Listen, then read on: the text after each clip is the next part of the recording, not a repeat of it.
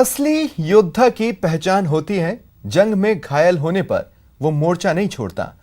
Warrior का बस एक ही जुनून होता है, दुश्मन को हर हाल में मात देना। कुछ ऐसा ही जज्बा दिखाया जयपुर के कोरोना वॉरियर्स ने। जयपुर के एसएमएस अस्पताल के डॉक्टर सोमेंद्र बंसल कोरोना संक्रमित मरीजों की जिंदगी बचाने में खुद संक्रमित हो गए, लेकिन ठीक हुए तो फिर से मोर्चे पर डट गए। राजस्थान पुलिस के 2 जवान दीपक और रामचरण भी कोरोना के खिलाफ जंग में लगातार जुटे रहे, लेकिन लोगों से जिंदगी बचाने में खुद कोरोना की गिरफ्त में आए। दोनों जाबाज जवानों ने न सिर्फ कोरोना को मात दी, बल्कि कोरोना के खिलाफ जंग में फिर से मोर्चे पर डट गए। हमारे साथ कुछ कोरोना फाइटर्स जुड़े हैं, जिनसे जानेंगे उन्हीं की जुबानी कोरोना को मात देने की कहानी।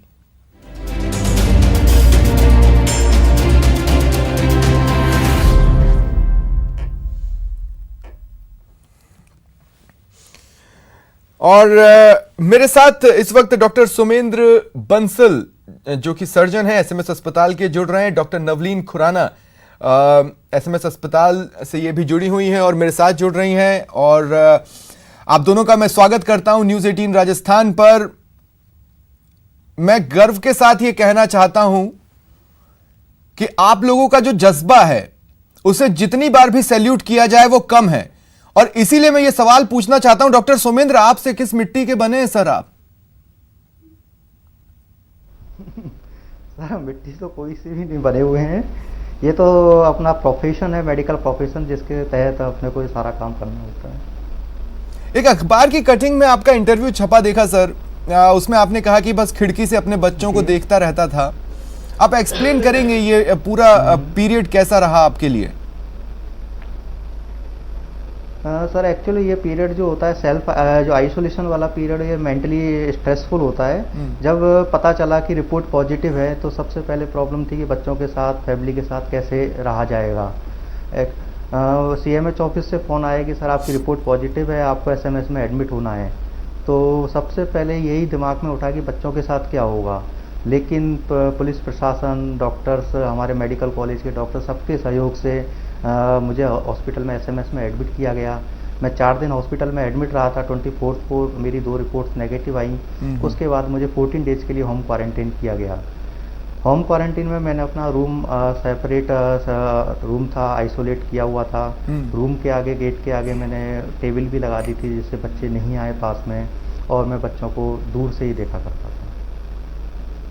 ये होम क्वारंटीन पीरियड में बहुत तरह के थॉट्स आते होंगे सर दिमाग में, मतलब हालात से तो लड़ना ही है, उन थॉट्स से भी लड़ना है। मेंटली स्ट्रेसफुल और काफ़ी थकाने वाला वो 14 दिन रहे होंगे होम क्वारंटीन के, लेकिन इसी पीरियड में आपने डिसाइड कर लिया कि मैं फिर लौटूंगा। हाँ सर, डेफिनेटली इस 14 डेज के अंदर एक्चुअल क्या self confidence and positive attitude रखा हुआ था मैंने। साथ में अपना नॉर्मल फिजिकल एक्टिविटी, एक्सरसाइज वगैरह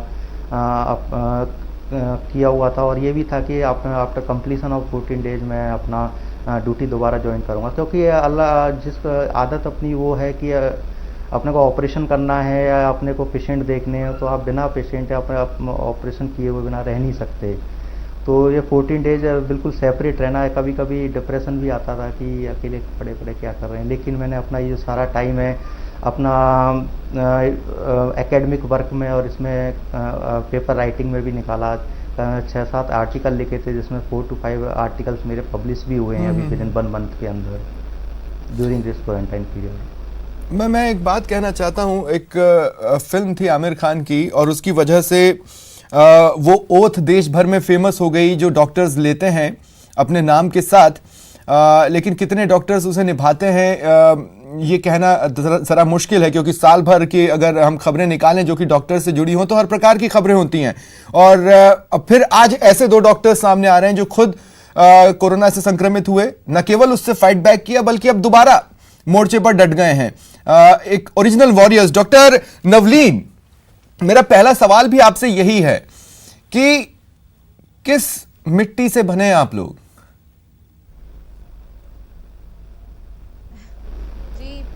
सब लोग एक ही मिट्टी से बने हैं। बस ये है कि जब आप डॉक्टर होते हो तो अब आपको पता होता है कि आपको वापस अपने काम पे जाना ही है। इनफैक्ट कोरोना होने के बाद बस मैं यही वेट करी थी कि कब क्वारंटाइन खत्म होगा और कब मैं वापस जाके काम पे लगूंगी और कब मैं लोगों की मदद कर पाऊंगी। मतलब बीच में कोई साइकोलॉजिकल प्रेशर या साइकोलॉजिकली आप डाउन फील कर रही हो, ऐसा नहीं था? आपको ये पता था कि आप उबर आएंगी? जी जी नहीं, बिल्कुल भी नहीं, ऐसा बिल्कुल भी नहीं था। मैं बिल्कुल भी नहीं डर रही थी। मुझे पता था कि ये फेज जल्दी खत्म हो जाएगा और सब कुछ वापस नॉर्मल हो जाएगा। इंटरेस्टिंगली मैं आपका भी इंटरव्यू डॉक्टर नवलीन पढ़ रहा था कि आप होम क्वारंटीन से निकली तो आपके हाथ में एक बैग था। आपके परिवार वाले खुश थे आपको बाहर आते देखकर, और फिर वो हैरान रह गए कि ये बैग क्यों, और आपने कहा कि नहीं, अब मैं गर्ल्स हॉस्टल में रहूंगी। आप अब गर्ल्स हॉस्टल में ही हैं, और ये थिंकिंग कैसे आई आपको? जी, एक बार कोरोना हो गया, उसके बाद घर वालों को बहुत दिक्कत हुई। घर वालों को क्वारंटाइन सेंटर ले गए और आसपास लोग बहुत डर गए। तो मुझे लगा कि जब तक ये सब टल नहीं जाती, जब तक ये मुसीबत, तब तक मेरा अलग रहना ही बेटर है, ताकि सब लोग सेफ रहें। ये देखिए, मेरे साथ पिछले कुछ दिनों में कई सारे मंत्री जुड़े, और जब चिकित्सा मंत्री जुड़ते थे डॉक्टर नवलीन, तो मैं उनसे ये कहता था कि डॉक्टर्स ऑलरेडी एक एडेड प्रेशर से जा रहे हैं, उनके मेंटल हेल्थ ट्रीटमेंट के लिए भी कोई साइड बाय साइड व्यवस्था होनी चाहिए। लेकिन आपकी जैसी अगर पर्सनैलिटी हो तो मुझे नहीं लगता कि मेंटल हेल्थ ट्रीटमेंट की जरूरत पड़ेगी। आप तो वैसे ही बहुत बहादुर हैं। हाँ, बट ये एक्चुअली ट्रू है। सिर्फ हम लोग नहीं, आज बहुत सारे ऐसे डॉक्टर्स हैं जो अपनी फैमिली से बहुत दूर रह रहे हैं, बहुत टाइम से दूर रह रहे हैं, जो अपने फैमिली से मिल नहीं पा रहे हैं, अलग रह रहे हैं, और जो लोग अपने अपने घरों में रह रहे हैं उनको ये प्रॉब्लम्स आ रही हैं। लेकिन मैम कि आसपास, लेकिन मैम दिमाग ना अजीब तरह के खेल खेल जाता है। कितना ही हिम्मती इंसान क्यों ना हो, उसे तमाम तरह के अंदेशे जन्म ले लेते हैं। थॉट्स पर कंट्रोल करना, वो कैसे? क्या आप मेडिटेशन करती हैं, या फिर आप अंदर से इतनी स्ट्रांग है कि आपको कोई किसी तरह के नेगेटिव थॉट ने क्रॉस ही नहीं किया? आप इमेजिन कीजिए, आपके जो पेशेंट्स हैं, उन्हीं पेशेंट से आप बातचीत करती होंगी तो आपको महसूस हो जाता होगा कि लोग कितने डरे हुए हैं या कितने तरह के अंदेशों से गुजर रहे हैं। इसके बावजूद भी एक भी थॉट का दिमाग में ना आना, जबकि दिमाग खेल खेलता है। जी ऐसा नहीं है, नेगेटिव थॉट्स आए, बिल्कुल आए, पर बस अगर हम प्रिकॉशंस ले रहे हैं, अगर हम अपने आप को मेंटली स्ट्रांग रखेंगे, तो आई थिंक ये सब प्रॉब्लम्स को ओवरकम करना बहुत आसान है। ठीक है, आप दोनों बने रहे मेरे साथ दो और ऐसे warriors turned fighters and then again turned warriors जुड़ रहे हैं मेरे सहयोगी राकेश के साथ, जिनसे मैं आपको इंट्रोड्यूस करवाना चाहता हूं। दीपक योगी जी और रामचरण जी, इनके बारे में राकेश बताएंगे। लेकिन राकेश, आप दोनों से ही ना मैं चाहता हूं, क्योंकि चारों गेस्ट से मेरा पहला सवाल सेम ही हो, इसलिए आप दोनों से पहला सवाल तो यही पूछिए कि किस मिट्टी के बने हैं आप लोग?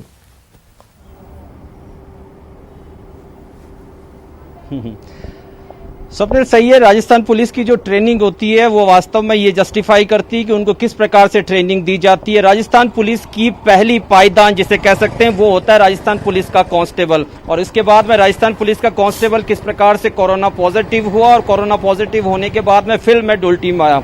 मेरे एंकर हैं स्वप्निल, जो कि हैदराबाद बैठे हुए हैं, और आपसे पूछना चाहते हैं रामचरण जी कि किस मिट्टी के बने हुए हैं कि एक बार कोरोना पॉजिटिव हुए और उसके बाद फिर आज आप ड्यूटी पर यहाँ पर अब मुस्तैदी से खड़े हैं।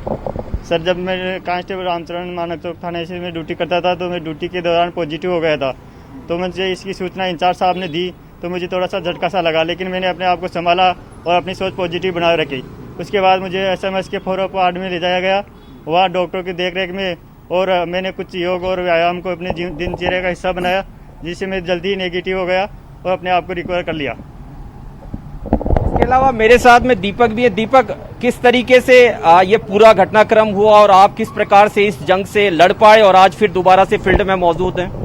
साथ ही कांस्टेबल के पॉजिटिव होने पर मैंने अपनी जांच कराई तो मेरी रिपोर्ट पॉजिटिव आई, जिसके बाद में मुझे SMS अस्पताल में भर्ती किया गया।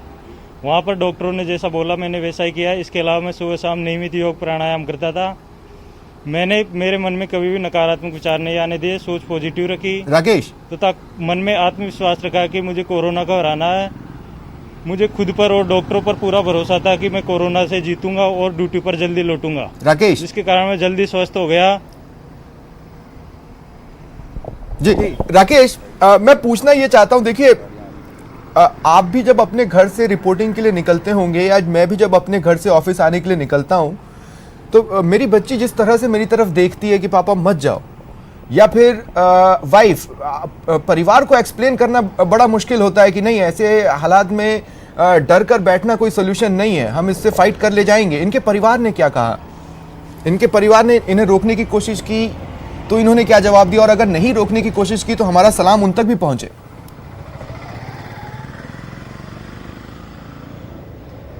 देखिए स्वप्निल, बहुत सही जवाब है कि जब हम लोग भी, जब मुझे पता चला कि ये आज की एक लाइव जो डिबेट है ये पूरा लोगों तक ये मोटिवेशन पहुंचे इन जवानों के मार्फत से, जो पैनल में बैठे हुए हमारे डॉक्टर के मार्फत से, कि किस प्रकार से वो लोग इस विपरीत समय के साथ में संघर्ष करते रहे और वे वापस से नेगेटिव हुए और वापस से अपने कामों के अंदर लौट गए।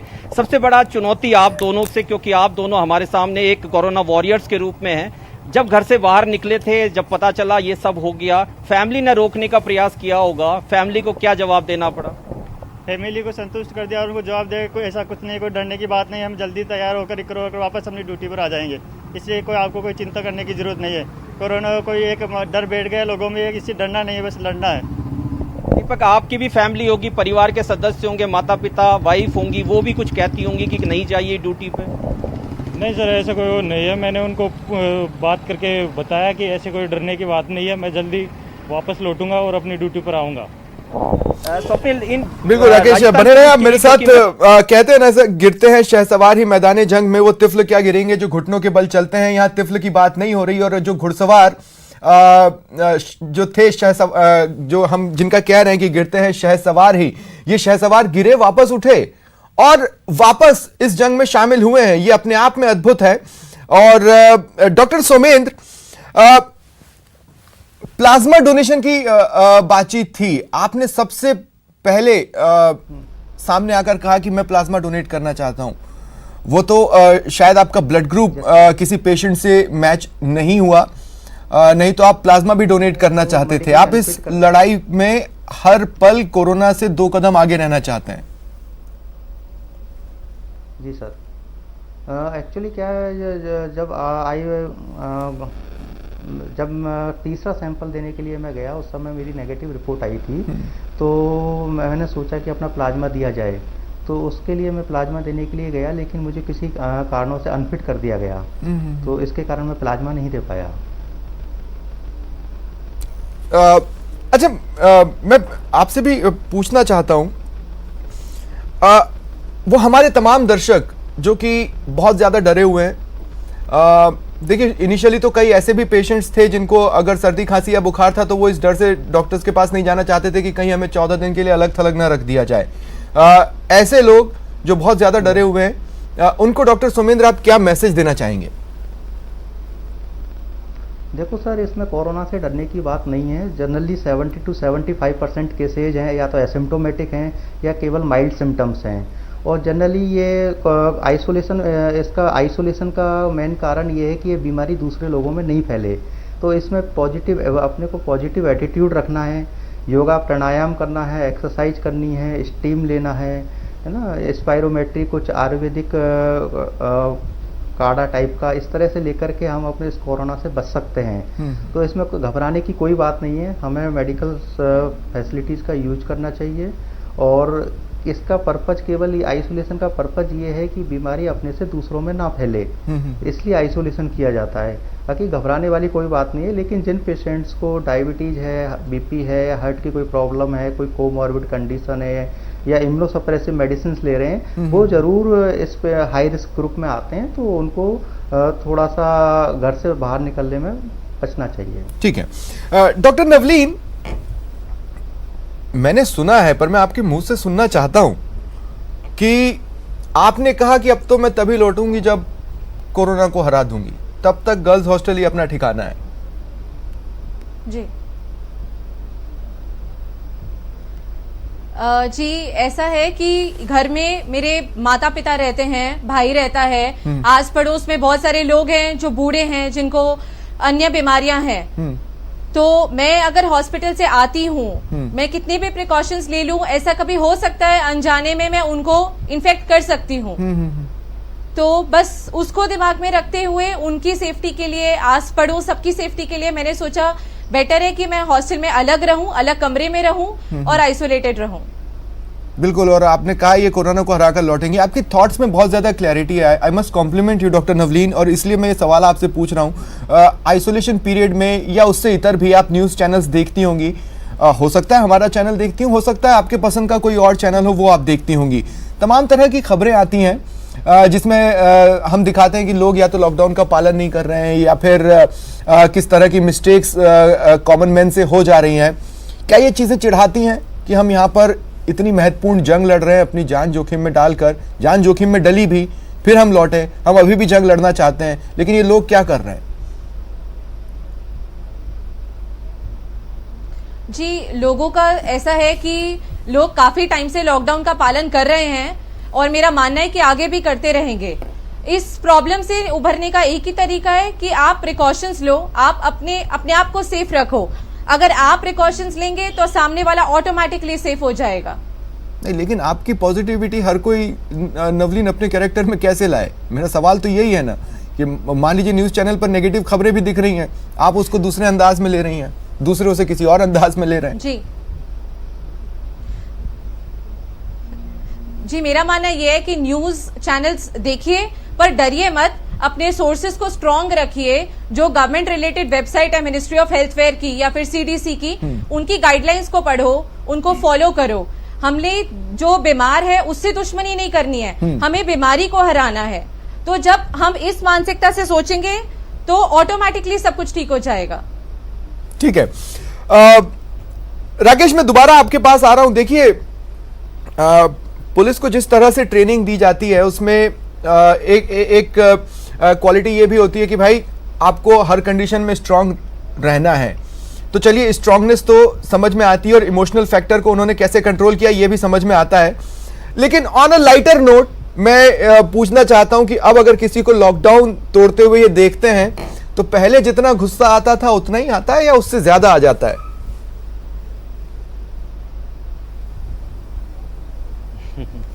देखिए पुलिस का जो जिम्मेदारी पुलिस को दी गई है, जो राजस्थान की पुलिस मौजूदा समय में जो चेहरा राजस्थान पुलिस का देखने को मिला है वो बहुत ही अलग देखने को मिला है। और ये राजस्थान पुलिस के खुद वो जवान जो कि ड्यूटी कर रहे हैं उन्हें भी ये बहुत अचंभव हुआ है कि मौजूदा समय में जो पब्लिक का उनके प्रति रवैया, पब्लिक का उनके प्रति आश्वासन, पुलिस का प्रति उनकी जो सोच है वो काफी बदली हुई है।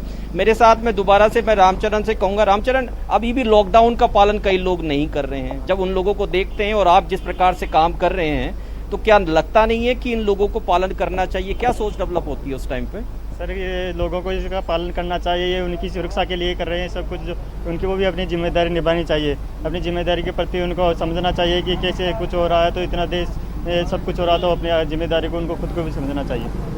इस पूरी बात के अंदर एक बात और है स्वप्निल, एक अच्छी खबर ये भी है इसके अंदर कि डीजीपी भूपेंद्र सिंह ने उन सभी कोरोना वॉरियर्स यानी कि राजस्थान पुलिस के सभी उन जवानों के लिए यह आदेश भी जारी किया था कि अगर किसी भी प्रकार से उनका काम सराहनीय रहा तो उन्हें पुलिस पदक से या डीजी डिस्क से भी सम्मानित किया जाएगा। हालांकि उसकी एक सूची वर्बली बन के तैयार हो चुकी है और उस पर काम होना भी शुरू हो चुका है। जैसे कि मैं कह रहा था, दीपक भी मेरे साथ में। दीपक, अभी भी कई लोग हैं जो बड़ी संख्या के अंदर लॉकडाउन का पालन नहीं कर रहे हैं, उसका उल्लंघन कर रहे हैं। ऐसे लोगों के लिए क्या मैसेज आपका? मैं तो सर यही कहना चाहता हूँ कि लोगों को लॉकडाउन का पालन करना चाहिए, जो स्वास्थ्य मंत्रालय द्वारा जारी एडवाइजरी है उसका पालन करना चाहिए, तो कोरोना की इस लड़ाई में प्रशासन का सहयोग करना चाहिए। अहम सवाल यहाँ पर एक उठता है कि कोरोना जिस टाइम पर आपके हाथ हावी हुआ, आप कोरोना पॉजिटिव हुए, क्या मोरल डेवलप होने की जगह मोरल थोड़ा सा गिरा था आपका उस दौरान? नहीं बिल्कुल सर, ऐसा मेरा तो कोई मोरल ऐसा गिरा नहीं है। मैंने तो मेरी सोच पॉजिटिव, साथ ही कांस्टेबल के पॉजिटिव आने के बाद में जैसे थाने में लोगों का हौसला अफजाई किया, उसके बाद में मेरी रिपोर्ट पॉजिटिव आई, तो मुझे ऐसा फील महसूस नहीं हुआ कि मुझे कोरोना भी हुआ है। परिवार और स्टाफ ने इस दौरान जो भी कोरोना पॉजिटिव जब आप पाए गए तो परिवार और स्टाफ ने किस प्रकार से आपको मोटिव किया? सबसे पहले तो स्टाफ ने हौसला अफजाई की कि कोरोना से डरने की जरूरत नहीं है, बल्कि इसका हिम्मत और समझदारी से मुकाबला करना है। क्या ये उसके बाद प्लाज्मा मैंने डोनेट हॉस्पिटल करने के जाते बारे ही में परिवार सोच रहे हैं से बात राकेश? की तो मैंने उनको भी बताया कि मैं जल्दी वापस स्वस्थ होकर ड्यूटी पर लौटूंगा, घबराने की बात नहीं है। क्या कभी जहन के अंदर ये शायद आया कि हम प्लाज्मा डोनेट कर सकते हैं लोगों को? बिल्कुल सर, मैं प्लाज्मा डोनेट करने के लिए तैयार हूँ। देखिए स्वप्निल, अभी भी मतलब आपने सवाल पूछा नहीं, सवाल का जवाब आपके सामने कि अभी भी ये जवान जो कि कोरोना पॉजिटिव से नेगेटिव देखिए, हुए हमारा काम है हैं सवाल प्लाज्मा पूछना। डोनेट राकेश, करने मेरा के लिए कहना है कि तैयार है। लेकिन चट प्रदेश सवाल की और पुलिस पट के अंदर जवाब, 1.25 लाख ये बहुत कम ही देखने को मिलता है। राजनीतिक चेहरों से तो कभी नहीं मिलता है। ये वो अन्य चेहरे हैं, ये वो जुदा चेहरे हैं जो हमें सीख देते हैं। माफ कीजिएगा, लेकिन मैं ये जरूर कहना चाहता हूं कि देखिए, कुछ एथिक्स होते हैं, स्टूडियो एथिक्स में ये करना बनता है या नहीं मैं नहीं कहूंगा, लेकिन फिर भी मैं ये जो तमाम चेहरे हैं उनके लिए एक बार यहां पर ताली बजाना चाहता हूं और इन्हें सैल्यूट करना चाहता हूं स्क्रीन पर बैठकर, क्योंकि ये वो चेहरे आप देखिए, डॉक्टर सोमेंद्र बंसल, डॉक्टर नवलीन खुराना, दीपक योगी और रामचरण। आप वो नहीं है, लेकिन आपके अंदर ऐसी ही शख्सियतें छुपी हुई हैं। उन्हें खंगालिए, कोरोना को हराया जा सकता है और कोरोना को हराना ही है, ये इन 4 चेहरों ने साबित किया है। बहुत बहुत शुक्रिया आप सभी का मेरे साथ जुड़ने के लिए और इस विशेष प्रस्तुति में शामिल होने के लिए। फिलहाल इतना ही, नमस्कार।